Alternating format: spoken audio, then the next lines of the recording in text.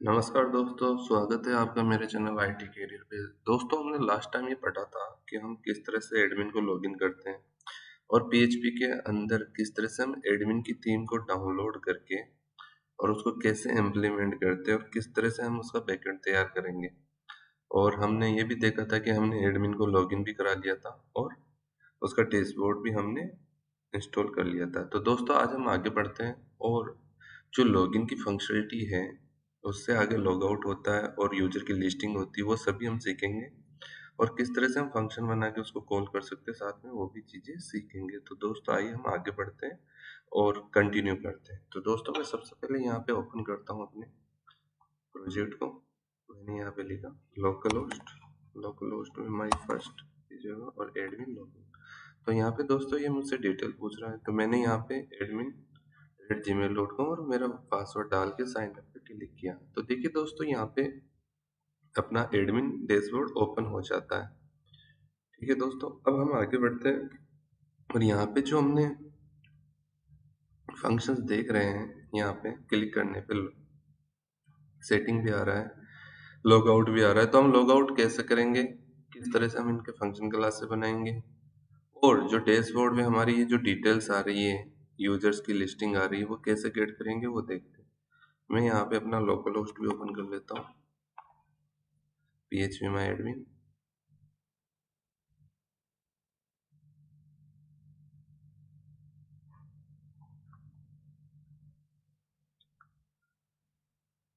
ये php my admin open हो गया और यहाँ पे मैं अपने जो अपना डेटाबेस है, हम डेटाबेस के ऊपर चलते हैं। जैसे मेरा डेटाबेस php प्रोग्राम, अपना जो डेटाबेस है इसमें हम देखते हैं यूजर्स हैं और यूजर्स की डिटेल्स हैं यहाँ पे, इसके साथ ही एडमिन्स की डिटेल्स हैं जिसे हमने लॉगिन कर रखा था। हम आगे बढ़ते हैं, कंटिन्यू करते हैं।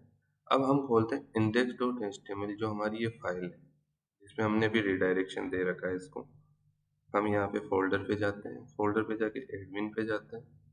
एडमिन पे हम देख रहे हैं तो हमने अभी तक हमारी index.html ये खोल करा रखी है, जबकि हमने php फाइल ये यहाँ पे बना रखी है।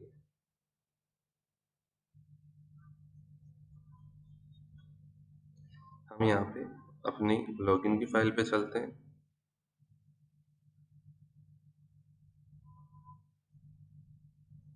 तो index.php यहाँ पे हमने रिडायरेक्शन करा रखा है।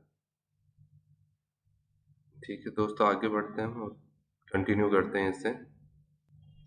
दोस्तों, हम यहाँ पे इसको रिफ्रेश करके चेक करते हैं, हमारा ये आ रहा है।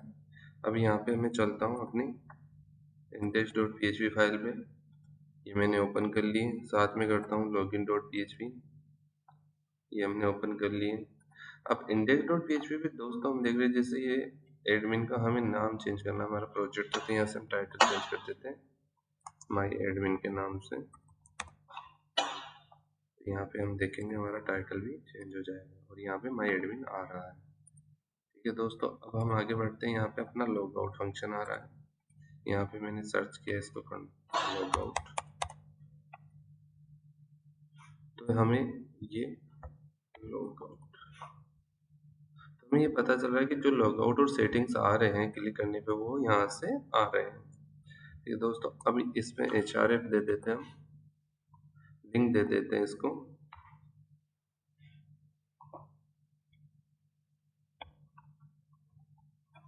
मैंने फाइल का नाम दे दिया logout.php। तो जब भी मैं इस पर क्लिक करूंगा दोस्तों, तो ये logout.php पे रिडायरेक्ट होएगा। मैंने यहाँ पे क्लिक किया तो लॉग आउट पे क्लिक है, तो ये बता रहा है कि logout.php मेरे को फाइल मिली नहीं। दोस्तों, हमने जो हमारा रूट डायरेक्टरी है, आप देखोगे तो हमने उसमें logout.php बना रखी और हमने उसमें सेशन को डिस्ट्रॉय करना सिखाया था कि आपको सेशन को कैसे डिस्ट्रॉय करते हैं। यही चीज़ हमें वापस से कॉल करनी है और हम एक नई फाइल बना देते हैं जो एडमिन के लिए रहेगी। मैं इस फाइल को कॉपी करके यहाँ पे रख देता हूँ। यहाँ पे मैंने logout.php दे दी और इसको मैंने बोला कि आप लॉगिन पे रिडायरेक्ट हो जाना। तो देखिए दोस्तों, इस फाइल को मैंने यहाँ पे रख लिया और इसको पास दिया कि login.php पे आप रिडायरेक्ट हो जाइए। तो हम इसको जब रीलोड करते हैं तो ये लॉग आउट होकर हमारे login.php पे आ जाता है। फिर से मैं क्लिक करता हूँ, लॉगिन करता हूँ, लॉगिन पे आ गया और क्लिक करके इसको करता हूँ तो ये लॉग आउट हो गया। तो दोस्तों, हम इस तरह से देख रहे हैं कि लॉगआउट और लॉगिन किस तरह से एडमिन के अंदर होते हैं। इसके साथ दोस्तों अब हम आगे चलते हैं। आगे चल के हम देखते हैं कि यहाँ पे हमारी ID, project name, customer, deadline, पे आउट, एक्शंस, ये चीजें आ रही है। तो हम डैशबोर्ड के ऊपर इन चीजों को कैसे लाएं? तो हम दोस्तों दो सॉल्यूशन है इसके, या तो हम डायरेक्ट एसक्यूएल क्वेरी चलाएं या हम इसको फंक्शन क्लास में चलाएं। तो मैं दोस्तों पहले आपको एसक्यूएल क्वेरी चला के डायरेक्ट इसी पेज पे और डेटा गेट करना बता रहा हूँ। देन इसके बाद हम उसी चीज को फंक्शन में बनाएंगे। सबसे पहले मैं यहाँ पे चलता हूँ, मैंने ओपन करी ये फाइल index.php। मुझे ये चीज़ सर्च करनी है, अगर मान लो हमें नहीं मिल रहा तो कॉपी करके कंट्रोल सी किया मैंने और यहाँ पे इसको सर्च करता हूँ। कॉपी नहीं हुआ, कोई नहीं, वापस से कॉपी करते हैं, कंट्रोल वी किया। तो देखो दोस्तों ये बता रहा है जो चीज़ हमारे यहाँ पे आ रही है वो यहाँ से आ रही है और इसने यहाँ पे ये लिस्टिंग बना रही है टेबल के अंदर। तो दोस्तों हम आगे बढ़ते हैं। टीआर, ये टीआर, ये टीआर, ये टीआर है, ये टीआर दी हुई है। इस तरह से इसने काफी टीआरस बनाई हुई है। तो मैं इन बाकी की को डिलीट कर देता हूँ और एक टीआर को हम रखते हैं जिसपे हम काम करेंगे। अब रिफ्रेश करके देखते हैं तो दोस्तों हमें पता चलता है कि हमारे पास एक ही रो यहाँ पे आ रही है, यूजर्स की लिस्ट आ रही है। अब हम इसको डायनामिक करते हैं। तो सबसे पहले क्या करेंगे दोस्तों, हम यहाँ पे जहाँ से हमारी टीआर स्टार्ट हो रही है यहाँ पे PHP की क्यूरी लिखेंगे, जैसे कि हम लॉगिन के केस में लिखते हैं या लॉगआउट के केस में लिखते हैं। तो हमें जिस टेबल से डेटा लेना है हम सबसे पहले उस टेबल के लिए क्वेरी चलाएंगे SQL सेलेक्ट स्टार, क्योंकि हमें सब कुछ लेना है फ्रॉम। यहाँ पे अब आएगा हमारी टेबल का नाम, हमारी टेबल का नाम है users. Select star from users,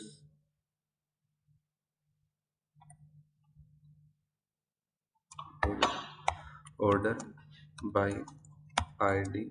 अब दोस्तों हमें ये चाहिए कि जो नया यूजर आ रहा है वो फर्स्ट में दिखे तो डिसेंडिंग ऑर्डर लेंगे। अगर हमें पहले वाला ही देखना है तो हम असेंडिंग ऑर्डर लेंगे। मैंने ये एसक्यूएल की क्वेरी चलाई, अब चलाता हूँ मैं आ रही है माई एसक्यूएल क्वेरी, कॉल करते हैं MySQL query dollar SQLS dollar. अब हम इसको डेटाबेस जो हमारा एक्सटेंशन है वो भी पास करेंगे। तो इस तरह से हमने इसको डेटाबेस का जो वेरिएबल बनाया था वो पास कर दिया हमने। यहाँ पे मैं इसका नाम RES करता हूँ। अब यहाँ पे दोस्तों हमें ये चेक करना है कि हमारे पास रिकॉर्ड्स है कि नहीं। तो यहाँ पे मैंने लिखा नम रोज, मैं रो को काउंट कर रहा हूँ, माई एसक्यूएल नम रोज,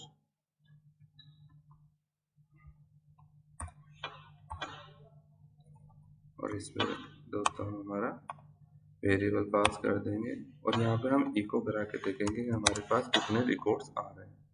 मैं इसको रन करता हूँ दोस्तों, तो बोला कि 797 में एरर है, कुछ हमने एरर कर दिया 797 यहाँ पे, होम आज का यूज नहीं किया हमने। तो ये देखो दोस्तों यहाँ पे चल गया है। तो ये बता रहा है कि यार आपके पास 6 रिकॉर्ड पड़े हैं, ठीक है। अब यहाँ पे हम चलाएंगे व्हाइल लूप, व्हाइल। तो दोस्तों आप ये भी सीखोगे कि व्हाइल लूप कैसे काम कर रहा है। मैंने बनाया डॉलर रोज और यहाँ पे लिख दिया माई एसक्यूएल फेच एरे, क्योंकि हमें सारी वैल्यू एरे के अंदर चाहिए, और यहाँ पे लिख दिया RES। अब दोस्तों मैं आपको यहाँ पे डायरेक्ट प्रिंट आर करा के दिखा दूँ। जो रो हमारा मेन वेरिएबल है उसमें हम देखेंगे कि सारे डेटा यहाँ पे प्रिंट कैसे हो रहे हैं।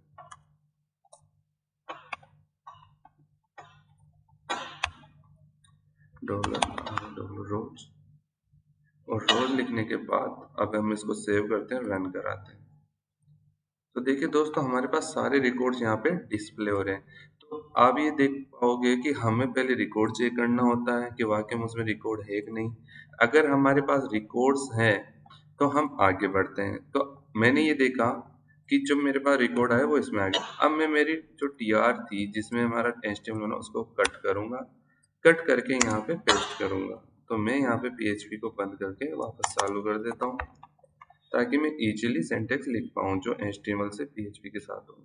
और टीआर को यहाँ लिख दो दोस्तों। अब मैं अगर इसको सेव करके रन कराता हूँ तो आप देखोगे कि हमारा टीआर 6 बार चलेगा और एक ही रिकॉर्ड प्रिंट करेगा। तो दोस्तों आप देख रहे हो कि ये एक ही आईडी रिकॉर्ड सब प्रिंट कर रहा है क्योंकि मैंने इसको डायनामिक नहीं किया। अब हम इसको डायनामिक करेंगे। तो यहाँ पे दोस्तों हमारे पास रो वेरिएबल है, रो के अंदर हमने सारा एरे ले, तो यहाँ पे आईडी आ रहा है। तो यहाँ पे हम लिखेंगे कि पीएचपी स्टार्ट करेंगे, इको करेंगे और हमारा वेरिएबल पास करेंगे और वेरिएबल के अंदर जो हमारी आईडी है उसे पास करेंगे। तो आप देखोगे कि ये चीज डायनामिक हो चुकी है। यहाँ पे देख पा रहे हो 6 5 4 3 2 1 ये डायनामिक आ रहा है। अब हमारे पास टेबल में यूजर नेम है, यूजर नेम का यहाँ कॉपी करेंगे हम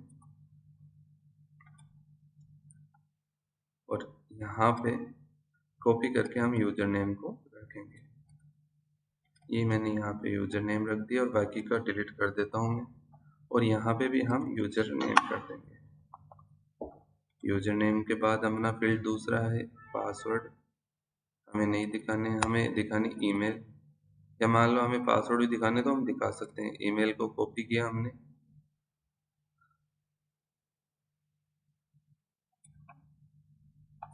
सेम वही चीज करेंगे, इनको हटा देते हैं जो अननेसेसरी चीजें हैं, हम बाद में इसको अपडेट कर लेंगे।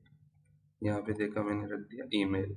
तो अब यूजर का नेम आ गया और यूजर की ईमेल आ गई। यहाँ पे भी हम ईमेल कर देंगे ताकि हमें पता रहे कि हम ये क्या फील्ड ले रहे हैं। आगे बढ़ते हैं, ईमेल के बाद उसका फ़ोन नंबर। तो मैंने फ़ोन नंबर कॉपी किया, फ़ोन नंबर कॉपी करने के बाद सेम वही काम करूँगा मैं, इसको कॉपी करके गया और यहाँ पे फ़ोन नंबर रख दिया और यहाँ पे भी हम फ़ोन नंबर कॉपी करके रख देंगे और इसको कैपिटल कर देते हैं लेटर को ताकि ये सुंदर दिखे हमें। अब मैंने यहाँ पे दोस्तों फ़ोन नंबर रख दिया। अब दोस्तों हम देख रहे हैं कि पे आउट ये हमारे पास फील्ड नहीं, तो हम इनको डिलीट करते हैं। एक्शन में हमारे एडिट डिलीट के बटन आ जाते हैं, तो हम एडिट डिलीट का फंक्शन भी सीखेंगे, कैसे यूजर को डिलीट कर सकते हैं, कैसे वार्निंग दे सकते हैं और कैसे। अब मैं इसको सेव करके रन कराता हूँ। तो दोस्तों आप देख पा रहे हो कि मेरे पास नंबर यूजर का नेम अभी यहाँ पे 983 ये नंबर आ रहा है। तो देख रहे हो कि यहाँ पे जो फील्ड थी वही वैल्यू यहाँ पे शो हो रही है और साथ में ईमेल्स वगैरह, तो ये मेरी वैल्यू करेक्ट है। यहाँ पे आप देख पा रहे हो कि मैंने जैसे इसको डायनामिक किया तो user name, email, phone number और एक्शन सारे में। अब यहाँ पे दोस्तों ये रहती है कि अगर मान लो बाय द वे आपके पास रिकॉर्ड्स नहीं है तो उस सेल में आप क्या करोगे, यहाँ एक कंडीशन चलानी है आपको, डॉलर नम, जो हमने नम रोज लिया है ग्रेटर देन और 0 से, तो ये इस लूप के अंदर जाएगा। अदरवाइज हमें एक एरर प्रिंट करना है। एल्स के केस में हम चला देंगे नो रिकॉर्ड फाउंड, इको